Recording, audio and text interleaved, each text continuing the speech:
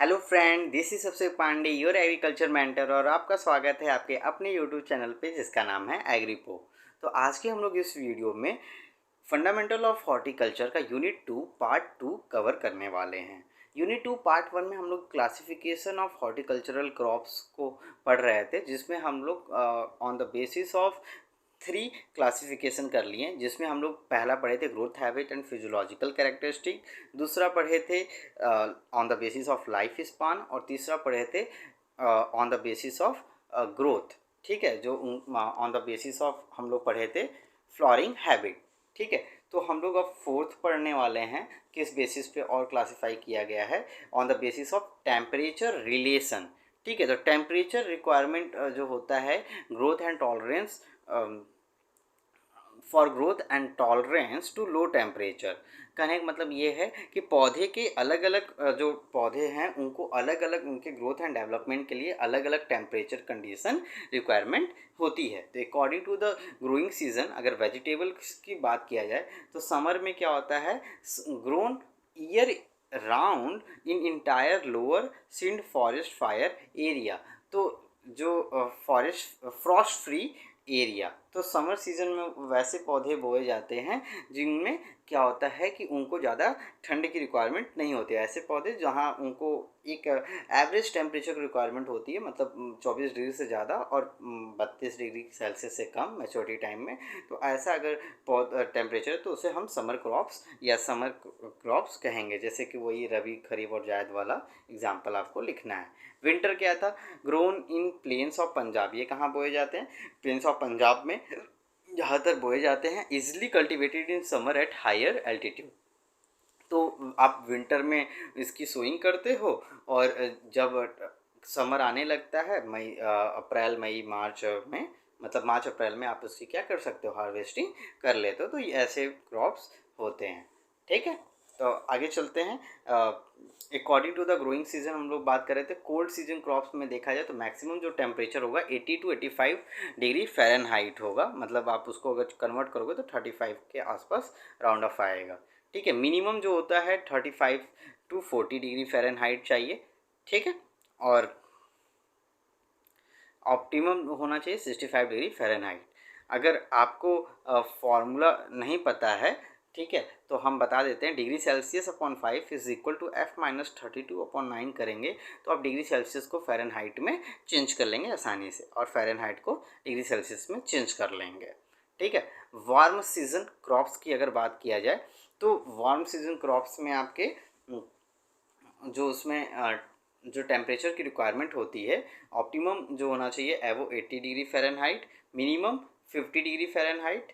ठीक है, अगर 50 डिग्री फ़ारेनहाइट से कम गया, ठीक है, तो क्या होगा, पौधा सर्वाइव नहीं कर पाएगा। वहाँ फिर से वही परमानेंट विल्टिंग पॉइंट वाला स्टेज आ जाएगा, और पौधा क्या होगा, बाहर से देखने में हेल्दी लगेगा लेकिन कुछ समय बाद वो पूरी तरीके से पौधा मर जाएगा। फ्रॉस्ट सेंसिटिव होते हैं वार्म सीजन क्रॉप्स जो होते हैं, वो क्या होते हैं, फ्रॉस्ट सेंसिटिव होते हैं। फ्रॉस्ट सेंसिटिव का मतलब क्या है, फ्रॉस्ट का मतलब पाला, वो पाला को सह नहीं पाते हैं। ठीक है, अगर पाला हुआ तो पूरी फसल आपकी क्या हो जाएगी, बर्बाद हो जाएगी। ठीक है, अगला है according to the growing season fruits की बात किया जाए तो टेम्परेट होते हैं, मोस्टली डेसिडियस इन नेचर होते हैं, रिक्वायर्ड चिलिंग टू फ्लावर। तो ऐसे जो टेम्परेट फ्लावर होते हैं, टेम्परेट का मतलब जो हिमालयाज़ वाला रीजन है, ठीक है, जो जम्मू एंड कश्मीर, अगर इंडिया की बात किया जाए तो जम्मू एंड कश्मीर और हिमालय और ये सब जो रीजन है, जो जो पहाड़ी रीजन है, ठीक है, पीक वाले, जहाँ हाइयर एल्टीट्यूड पे जहाँ हमेशा स्नोफॉल होता है, ठंडा इन्वायरमेंट होता है, तो अगर वैसे रीजन को हम टेम्परेट रीजन कहते हैं। तो ये मोस्टली डेसिडियस इन नेचर होते हैं, और वहाँ चिलिंग की ज़रूरत पड़ती है। चिलिंग में जैसे एप्पल, पियर और प्लम और पीचेस, उसमें क्या होता है, एक पर्टिकुलर टेम्परेचर देना पड़ता है, ठीक है, जिससे कि वो फ्लावर में रीजनरेशन हो सके, फ्लावरिंग आ सके, पौधे के अंदर क्या आ जाए, फ्लावरिंग आ जाए, उसी के लिए हम चिलिंग देते हैं। ठीक है, सब ट्रॉपिकल क्या होता है, कैन टॉलरेट फ्रॉस्ट। जो सब ट्रॉपिकल रीजन है वो फ्रॉस्ट को क्या करते हैं, टॉलरेट कर पाते हैं। For example citrus, guava, grapes. तो साइट्रस, गुआवा और जो ग्रेप्स होते हैं वो सब ट्रॉपिकल रीजन में आसानी से ग्रो किए जा सकते हैं। ठीक है, और ये फ्रॉस्ट को टॉलरेट करते हैं, साइट्रस, गुआवा और ग्रेप्स। ट्रॉपिकल जो होते हैं more sensitive to lower temperature. अगर ट्रॉपिकल रीजन में है जैसे उत्तर प्रदेश और बिहार ये सब, तो बहुत ज़्यादा टेम्परेचर अगर कम होता है तो ऐसे पौधे सेंसिटिव होते हैं, वो सर्वाइव नहीं कर पाते, मर जाते हैं या प्रोडक्टिविटी इनकी बहुत ज़्यादा कम हो जाती है। एग्जाम्पल में बनाना, पपाया और मैंगो, और आपको पता ही है बनाना, पपाया, मैंगो हम यहाँ आसानी से ग्रो किया जाता है, ठीक है, इस रीजन में यूपी बिहार में। अगर फ्रूट्स की बात किया जाए तो बोथ ट्रॉपिकल एंड सब ट्रॉपिकल्स जो होते हैं नेटिव ऑफ वार्मर क्लाइमेट्स होते हैं, वार्मर क्लाइमेट के नेटिव्स होते हैं, फ्रॉस्ट सेंसिटिव होते हैं। क्या होते हैं? फ्रॉस्ट सेंसिटिव होते हैं। क्या होते हैं? फ्रॉस्ट सेंसिटिव होते हैं, ठीक है। फ्रॉस्ट सेंसिटिव का मतलब अभी आपको पहले ही बता दिया, पाले के प्रति ये संवेदनशील होंगे। अगर पाला पड़ता है मतलब टेम्परेचर बहुत ज़्यादा कम हो जाता है तो वहाँ क्या होगा, पूरे तरह का एक परत बन जाएगी पत्ती के ऊपर, और वो पौधा फिर वहाँ फंगस और डिजीज लगने के चांसेस बढ़ जाते हैं, जिनके कारण क्या होता है, पौधा सर्वाइव नहीं कर पाता है। नीड्स हार्डनिंग इन लेट समर, तो लेट समर जब आने लगता है तो वहाँ हार्डनिंग की ज़रूरत पड़ती है। सारे एक टर्मिनोलॉजी है, इसको हम एक सेपरेट वीडियो में आपको समझा देंगे, ठीक है। According to the ability to withstand low winter temperature, तो लो विंटर टेम्परेचर में भी इनको बांटा गया है। टेंडर देखा जाए तो नॉन रेजिस्टेंस होते हैं, और हार्डी जो होते हैं रेजिस्टेंस होते हैं। लो, अगर देखो यही लिखा है लो विंटर टेम्परेचर के अनुसार अगर देखा जाए तो जो टेंडर हैं, जो क्रीपर्स और क्लाइंबर्स थे, वो क्या होते हैं, नॉन रेजिस्टेंस इन नेचर होते हैं। क्या होते हैं? Non resistance. नॉन रेजिस्टेंस का मतलब उनके अंदर वो खुद की एबिलिटी नहीं है कि वो उस कंडीशन में अपने आप को सर्वाइव कर सके। लेकिन जो हार्डी हैं, जिनका जो गर्थ साइज था वो बड़ा था, मोटे थे, मजबूत थे, स्टर्ड थे, तो वो क्या होंगे, रेजिस्टेंस होते हैं, वो आसानी से सर्वाइव कर लेंगे विंटर कंडीशन में। अब हम लोग पढ़ेंगे fruit classification based on uses and cultural requirement. तो यूजेस एंड कल्चरल रिक्वायरमेंट की अगर बात किया जाए तो सॉफ्ट फ्रूट है, ठीक है।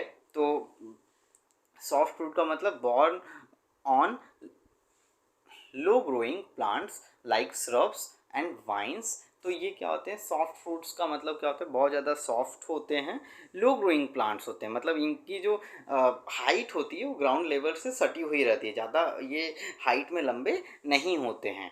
तो ठीक है, जैसे आप पान का पत्ता देख लीजिए, ग्रेप्स देख लीजिए, तो ये सब क्या होते हैं, इनको हमेशा किसी मेन एक स्टैम की ज़रूरत पड़ती है, या एक प्रकार से आप कह सकते हो कि सहारे की ज़रूरत पड़ती है, जिसके द्वारा वो डेवलप करते हैं, ग्रोथ करते हैं। तो फालसा, स्ट्रॉबेरी, ये सब इसमें आ जाते हैं। नट्स की बात किया जाए, एडिबल सीड्स होते हैं। क्या होते हैं? एडिबल सीड्स होते हैं, आलमंड, वॉलनट और पीनट्स, ये इसके एग्जाम्पल हैं, ठीक है। फ्लैशी फ्रूट जिसमें मस्सा होता है, मस्सा का मतलब इसमें गुद्दा होता है। क्या होता है? गुदा होता है, जिसमें soft flesh opposite to seed, seed के बाद इनमें सॉफ्ट फ्लैश पाया जाता है। एग्जाम्पल केस में मैंगो, तो मैंगो में अगर देखें बीच में गुठली होती है और किनारे किनारे उसका क्या होता है, पल्प होता है, उसी पल्प से आप उसका आम का जूस बनाते हो, आम रस बनाते हो और बाकी सारी चीज़ें बनाते हो। तो ये तीन प्रकार के फ्रूट्स को बांटा गया है on the basis of uses. एक है सॉफ्ट फ्रूट, नट्स और फ्लैशी फ्रूट्स। अगला है पोम या फॉल्स फ्रूट। तो पोम फ्रूट या फॉल्स फ्रूट क्या होता है, ईडिबल पार्ट थैलेमस। तो अगर देखा जाए तो फॉल्स फ्रूट उसे कहते हैं जिसमें मेल और फीमेल जो पार्ट्स हैं वो पूरी तरीके से सेक्सुअली इन्वॉल्व नहीं थे। वहाँ फीमेल पार्ट या जो फ्रूट का डेवलपमेंट है वो ओवरी से ना होकर किसी और भाग से हो जाए, फ्लावर पार्ट के किसी और भाग से अगर डेवलप होता है तो उसे हम फॉल्स फ्रूट या पार्थियों कार्पी फ्रूट भी कहते हैं। जैसे एग्जाम्पल के केस में एप्पल, तो एप्पल जो है वो सीड से डेवलप नहीं हुआ है, वो एप्पल का जो थैलेमस रीजन है, जो फ्लावर का थैलेमस नीचे वाला पुष्पासन है जिसमें फ्लावर बैठा रहता है, जिसपे फ्लावर पूरा अरेंज रहता है, उससे उसी के डेवलपमेंट से एप्पल बनता है। और एप्पल के अंदर जो आप वो काटते हो तो आपके जो बिया दिखता है वो बिया है नहीं, एक प्रकार का एल्कोलाइड, एक प्रकार का जहर टाइप का होता है। अगर आप उसको ज़्यादा खाते हो तो आपको बीमारी भी हो सकती है, तो उसको खाना नहीं चाहिए, ठीक है। पियर और क्विंस ये सारे क्या हैं, एक प्रकार के फॉल्स फ्रूट हैं, ठीक है। पियर और क्विंस जो है पोम है, लेकिन एप्पल क्या है, फॉल्स फ्रूट है, ठीक है। क्विंस का मतलब क्या है, श्रीफल, श्रीफल आप नाम सुने होंगे। बेरी, तो बेरी क्या है, डेवलप फ्रॉम ओवरी वॉल्स। तो जो ओवरी होता है, ओवरी की वॉल से जो फूड का डेवलपमेंट हो रहा है उसे हम बोलते हैं बेरी। तो बेरी में आपके ग्रेप्स, बनाना, साइट्रस, टोमेटो आ जाएंगे। तो ये सब एग्जाम्पल है बेरी के। जो टोमेटो किस टाइप का फ्रूट है, बेरी है। स्टोन एंड ड्रूप फ्रूट जो हार्ड इन नेचर होते हैं, स्टोनी इंडोकार्प होता है इसमें। इसमें peach, plum, apricot, mango and cherry आते हैं। ठीक है, तो इनमें जो इंडोकार्प होता है, अंदर वाला जो हिस्सा होता है वो स्टोनी होता है, बहुत ज़्यादा मजबूत होता है। जैसे आम के गुठली की बात करें तो बहुत ज़्यादा मजबूत है कि नहीं, तो उस प्रकार के पौधे को हम स्टोन या ड्रूप फ्रूट कहते हैं, जिसमें peach, plum, apricot, mango and cherry आता है। ठीक है, ये देखिए क्वींस का एग्जाम्पल। तो अभी हम बताएं श्रीफल। श्रीफल देखिए ऐसे देखने को मिलता है। ठीक है, देखा। अब मल्टीपल फ्रूट्स की बात किया जाए तो develop from many separate but closely clustered flower. तो ये क्या होते हैं, बहुत सारे अलग अलग फ्रूट्स से बनते हैं, लेकिन क्लोजली क्लस्टर्ड फ्लावर होते हैं। क्या होते हैं, क्लोजली क्लस्टर्ड फ्लावर। बहुत सारे फ्लावर्स एक जगह इकट्ठा होके एक प्रकार का फ्रूट बनाते हैं, एक सिंगल फ्रूट बनाते हैं, उसी को हम मल्टीपल फ्रूट्स कहते हैं, जिसमें पाइन एप्पल है। पाइन एप्पल इसका एग्जाम्पल है। अब पाइन एप्पल का एक शॉर्ट्स मैंने अभी कुछ दिन पहले डाला है अपने चैनल पे, तो आप देख सकते हैं उसकी मैनुअली कैसे हार्वेस्टिंग होती है। ठीक है, एग्रीगेट फ्रूट्स की बात किया जाए तो derived from a flower with the more pistil on a common receptacle. तो ये क्या होते हैं, फ्लावर से होते हैं, more pistil on a common receptacle. तो एग्रीगेट फ्रूट का मतलब क्या होता है, जो बहुत सारे जो विद पिस्टिल जो होते हैं, फ्लावर प्लांट में जो आप देखेंगे पिस्टिल है, कार्पेल है, स्टिग्मा है। तो जो पिस्टिल है, जो फीमेल पार्ट है, उसमें बहुत सारे जो फीमेल पार्ट इन्वॉल्व हो जाते हैं, तो एक प्रकार का एग्रीगेट फ्रूट्स बनता है। ठीक है, उसमें आते हैं हम लोग दो पढ़ते हैं, एक इंडिविजुअल फ्रूट्स पढ़ेंगे, ठीक है, और एक और है इंडिविजुअल फ्रूट्स। ठीक है, और एक्नी, हाँ, इंडिविजुअल में जैसे ड्रूप है और ब्लैकबेरी है। ठीक है, और एक्नी स्ट्रॉबेरी है। सम वन सीडेड इंडेक्सिस fruit develop from a single carpel. तो सिंगल कार्पेल से बन जाता है, तो उसे हम इंडिविजुअल फ्रूट्स कहते हैं। इतना समझ में आ गया। Now moving to the next slide. यहाँ ये क्या है, रूट क्रॉप्स। रूट क्रॉप्स आपको पता ही है, विद अंडरग्राउंड एडिबल पार्ट्स होते हैं, जिसमें carrot, radish, turnip, beet, potato होते हैं। तो रूट क्रॉप्स में जिसके हम लोग रूट खाते हैं उनको हम रूट क्रॉप्स कहते हैं, और इनमें जो अंडरग्राउंड ये होते हैं और उसी में भोजन स्टोर होता है और वही हम खाते हैं, जिसमें carrot, radish, turnip, beet, potato आते हैं। ठीक है, लीफी वेजिटेबल्स की बात किया जाए, ऑन द बेस देखिए, on the base vegetable classification किया गया है बेस्ड ऑन यूजेस। तो लीफी वेजिटेबल्स हैं जिसमें आपके लेटस है, पत्ता गोभी है, ठीक है, सिलेरी है, स्पेनिच है, एमेरेंथस है, ये सारे क्या हैं, लीफी वेजिटेबल्स हैं। वाइन क्रॉप्स की बात किया जाए तो मोस्ट ऑफ द कुकुरबिट्स, जो कि अभी हम बताए थे, क्रीपर्स और क्लाइंबर्स इन नेचर होते हैं। ठीक है, सोलेनियस फ्रूट्स की बात किया जाए तो सोलेनेसी फैमिली से जो बिलोंग करते हैं उनको हम सोलेनियसियस फ्रूट्स कहते हैं, जिसमें टोमेटो, एग प्लांट और बेल पेपर आते हैं। ठीक है, तो एग प्लांट भी आपका उसी का एग्जाम्पल है। एग प्लांट का मतलब समझ में आता है, अंडा वाला पेड़ नहीं है, यहाँ ब्रिंजल को बोलते हैं। ठीक है, बैगन को बोलते हैं, ठीक है, भंटा को बोलते हैं। तो एग प्लांट वही है। ठीक है, टोमेटो का आपको पता ही है, लाइकोपर्सिकॉन एस्कुलेंटम, और ये क्या है, सोलेनम मिलोंजिना।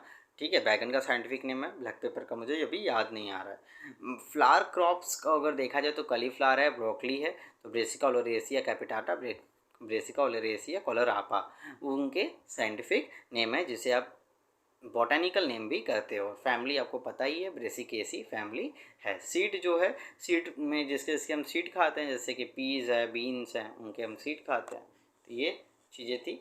अगर हम अब बात करते हैं ornamental plant classification based on uses and cultural requirement. तो ऑर्नामेंटल प्लांट्स का कैसे क्लासिफिकेशन किया गया है। फ्लावरिंग प्लांट्स में देखा जाए तो एनुअल, बाइनियल और पेरेनियल हैं। Bulb with underground storage organs होते हैं। ठीक है, लैंडस्केप प्लांट्स की बात किया जाए तो फोलिएज प्लांट होते हैं, बहुत ज़्यादा फैले होते हैं, इनमें बहुत ज़्यादा लीफ पाया जाता है, इनकी एरिया बड़ी होती है। ग्राउंड कवर्स होते हैं, ग्राउंड को कवर करने के लिए यूज़ किए जाते हैं, जैसे गार्डन और बाकी जो रिक्रिएशनल साइट्स होते हैं, अम्यूज़मेंट पार्क होते हैं, lawn, grasses, hedges, trees and shrubs के तौर पे इनको यूज़ किया जाता है। Indoor plant with persistent evergreen foliage, तो इंडोर प्लांट भी इसमें आते हैं जो लगातार एवरग्रीन इन नेचर होते हैं और फोलिएज एक प्रकार का इनका अच्छा होता है, मतलब एक प्रकार का जो जो एरिया ये कवर करते हैं, जो ये व्यू देते हैं, वो ग्रीन इन नेचर होता है। ठीक है, तो लैंडस्केप प्लांट भी आते हैं। अदर्स में आते हैं बिवरेजेस प्लांट, जिसमें but for flower and aroma, तो फ्लावर और अरोमा से उनको हम बिवरेजेस प्रोडक्ट बनाते हैं, उनकी खुशबू से हम कुछ परफ्यूम बनाते हैं, ये सारी चीज़ें बनाते हैं, तो उनको हम बिवरेजेस प्लांट्स में डाल देते हैं। इंडस्ट्रियल प्लांट्स की बात किया जाए तो इंडस्ट्रियल प्लांट्स में वे प्लांट्स आते हैं जिनसे हम इंडस्ट्री, एक पूरी तरह से इंडस्ट्री को रन कराते हैं। जोजोबा है, ऑयल सीड्स क्रॉप्स है, ठीक है, रबर, ड्रग्स और मेडिसिनल प्लांट्स हैं जो पूरी इंडस्ट्री पे बेस्ड हैं। रबर से आप टायर बनाते हो, ड्रग्स और मेडिसिनल प्लांट से आप डिफरेंट डिफरेंट काइंड्स के मेडिसिन बनाते हो, तो ये भी एक कल्चरल उस पर बेस्ड था।